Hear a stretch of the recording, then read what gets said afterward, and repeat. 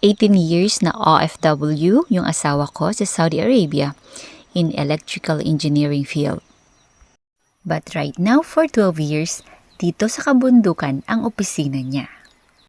Both of us ay hindi pinalaki ng aming magulang sa pagtatanim. At the start of our marriage, we don't think about it either. Na one day kami ay magtatanim ng aming pagkain. From the start of our marriage, one thing is sure. We wanted to be missionaries for Jesus. Totoong mahirap sa atin. May mahirap pa sa Panginoon. Pero wala, no? So back to our story, bakit nga kami nagtatanim? Number one reason is health. Mostly sa mga nabibili natin, bombarded ng chemicals, pesticides, insecticides. I wish I can tell you na we are 100% chemical-free in our gardening. But we are trying, at least minimize. Then why I am sharing this?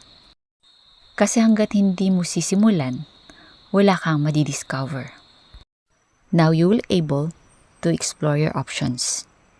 By the way, mahal din ang mga synthetic when you are dependent on synthetic fertilizers, pesticides, and insecticides. For years, my husband gone through so much trial and error. I also do some research that could help him.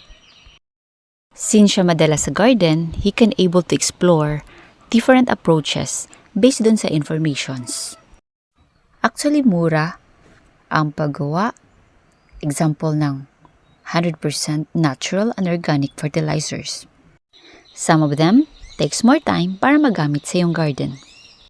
We can apply solid matter or liquid matter. If you're first-time viewer, please subscribe at huwag pong kalimutan na i-like ang video na ito at i-share para po marami pa po tayong matulungan na mga interesadong mag-garden pero hindi po alam kung paano magsimula. Right at this moment, ang ginagawa po ng husband ko ay trellis o ito po ay sandalan ng ating kamatis. May bulaklak na, mamumunga na, malapit na. Thank you, Lord. Thank you, love, sa effort.